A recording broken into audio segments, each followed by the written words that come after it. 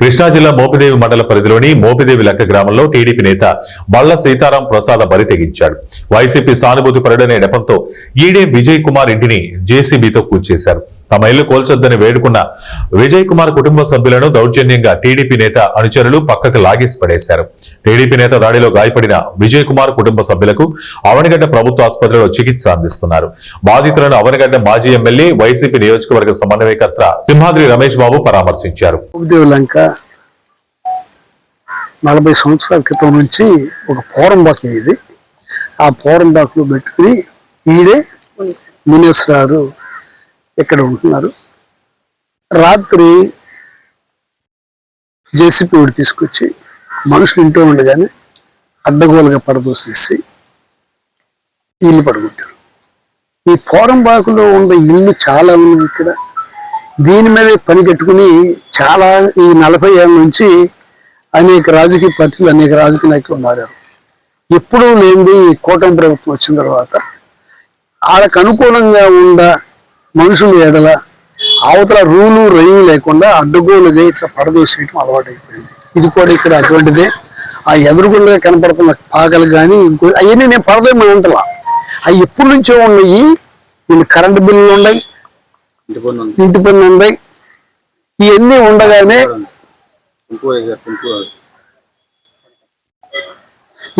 ఉండగానే ఇట్లా అడ్డుగోలుగా పడదోసి న్యాయం కాదు.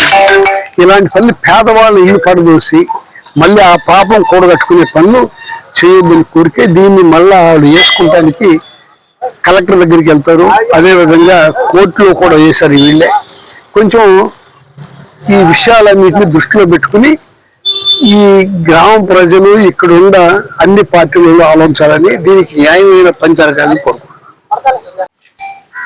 వైఎస్ఆర్సీపీ పార్టీ తరఫున అవనిగడ్డ నియోజకవర్గం చల్లపల్లి మండలం. నా పేరు రాజులపాటి కళ్యాణి. నేను చల్లపల్లి జడ్పీటీసీ, అలాగే రాష్ట్ర గౌడ్ సంఘం మహిళా అధ్యక్షురాలిని. వైఎస్ఆర్సీపీ పార్టీ తరఫు నుండి రాత్రి జరిగినటువంటి చర్య హేయమైనది. ఈ విషయాన్ని మేము తీవ్రంగా ఖండిస్తున్నాం. టీడీపీ నేతలు మరి కూటమి ప్రభుత్వాన్ని ముసుగులో వారు చేస్తున్నటువంటి అరాచకాలు 40 సంవత్సరాలుగా ఈడే విజయ్ కుమార్ గారి కుటుంబం మరి ఇక్కడ స్థానికంగా ఉంటుంది. మరి ఇంటి పన్ను కానీ కరెంటు బిల్లు కానీ కోర్టు నుండి కానీ అనుమతులన్నీ ఇది ఇక్కడ నివసించడానికి అనుకూలంగా ఉన్నాయని చెప్పి ఇవ్వడం జరిగింది. మరి అటువంటి విషయాన్ని కూడా వారు ఖాతరు చేయకోకుండా రాత్రి జేసీబీని తీసుకొచ్చి మరి ఇల్లుని కోల్చడం ఎంతవరకు సమంజసం? మనం మరి ప్రజాస్వామ్య పరిపాలనలో ఉన్నామా, ఎక్కడున్నామనే అనుమానం కలుగుతుంది. ఈ రోజున వైఎస్ఆర్సీపీ ప్రభుత్వంలో మా నాయకులు క్రమశిక్షణ కలిగినటువంటి మరి పరిపాలన అందించారు.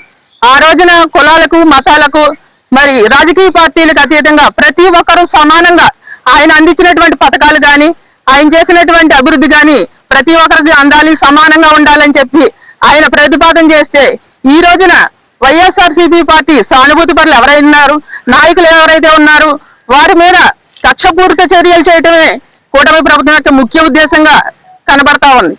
మరి ఒక విషయం గమనిస్తూ ఉంటే ప్రభుత్వం వచ్చిన తర్వాత వారు 15 నెలల్లో ఎంత అభివృద్ధి చేశారు ఏంటి అనేది పక్కన పెట్టి వైసీపీ వారిని ఎంత తీవ్రంగా ఇబ్బందులు పెడుతున్నారు అనే విషయాన్ని ముఖ్యంగా ప్రభుత్వం చూస్తుంది తప్పితే ఇటువంటి హేయమైన చర్యల్ని మరి వైసీపీ పార్టీ తరఫున మేము ఖండిస్తూ ఉన్నాం.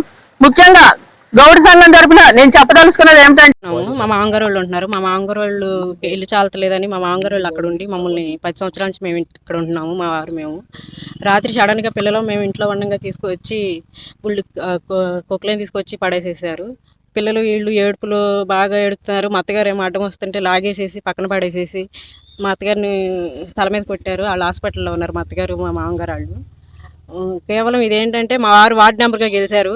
కావాలని 1.5 2 సంవత్సరాల నుంచి వీళ్ళు పార్టీ వచ్చిన కాడి నుంచి టార్గెట్ చేసి ఏ రకంగా సరే వీళ్ళని తెప్పించాలని ఫస్ట్ నుంచి కూడా మొన్న వారం 10 రోజుల కింద కూడా ఇలాగే వస్తే మా అత్తగారు అడ్డం పెడితే అప్పుడు మగవాళ్ళు వచ్చారు. మగవాళ్ళు వస్తే అమ్మాయిని లాగడానికి వీల్లేదని వాళ్ళు వెళ్ళిపోయి మళ్ళీ రాత్రి ఆడవాళ్ళని తీసుకొచ్చి 10-15 మంది, నేను మా అత్తగారు మా మామగారు మేము ముగ్గురమే ఉన్నాము. నేనేమో పిల్లల్ని చూసుకోవడమే సరిపోయింది. వీళ్ళు బేబా అని ఏడుస్తుంటే వాళ్ళు కేవలం కావాలని ఎవరు లేని టైంలో మా వారు బయటికి వెళ్తాం చూసి అప్పుడు వచ్చి ఇట్లా చేశారు. ఆడవాళ్ళు లాగేసేసి అట్లా పడితే అట్లా లాగేసి కొట్టేసి వాళ్ళ ఇష్టం వచ్చినట్టు చేశారు.